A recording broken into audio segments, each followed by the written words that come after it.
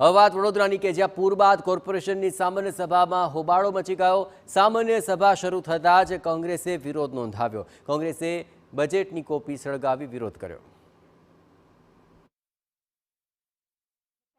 અત્યારનું બજેટ 5558 કરોડ રૂપિયા બજેટ જે છે એ બજેટની અમે નીચે હોડી કરી છે। કેમ હોડી કરી? કારણ કે કરોડો અબજોનું બજેટ પણ ઓન પેપર જ્યારે જમીન પર જાઓ ત્યારે બધું ઝીરો છે। કારણ કે કોણ ખાઈ ગયું? તો કે ભાજપના કોર્પોરેટરો ખાઈ ગયા। આ વિશ્વામિત્રીમાં જે મગર છે ને, આ મગરથી વડોદરાની પ્રજાને ખતરો છે કે ખબર નહીં, પણ અહીંયા સભામાં આજે ભાજપના કોર્પોરેટરો, જે ભાજપના ધારાસભ્યો, સાંસદો આજે મગર બનીને બેઠા છે ને, એ મારી વડોદરાના પ્રજાના પૈસા ખાઈ ગયા, મારી વડોદરાની પ્રજાના વેરાના મહેનતના રૂપિયા ખાઈ ગયા અને વડોદરાને પાણીમાં ડૂબાડ્યું આ ભાજપના નેતાઓએ। વાત કરીએ ભાજપના આક્ષેપ કરી રહ્યા છે ને આ આક્ષેપની સાથે તમામ જે આગેવાનો છે તેઓ દ્વારા વિરોધ કરવામાં આવી રહ્યો છે।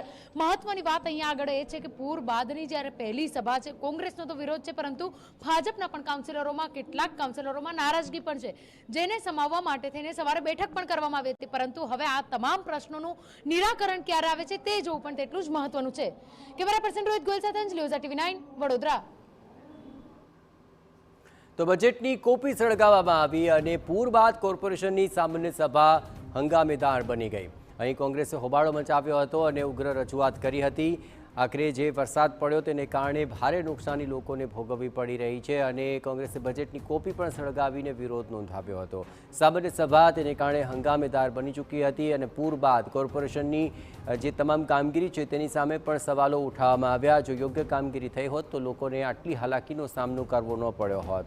જે પ્રકારે વચનો આપવામાં આવ્યા છે તે પ્રમાણે કામગીરી નથી થઈ અને બજેટની અંદર પણ જે તમામ જોગવાઈઓ કરવામાં આવી હતી તે પ્રમાણે પણ કામગીરી નથી થઈ અને તેને લઈને બજેટની કોપી સળગાવીને વિરોધ નોંધવામાં આવ્યો હતો।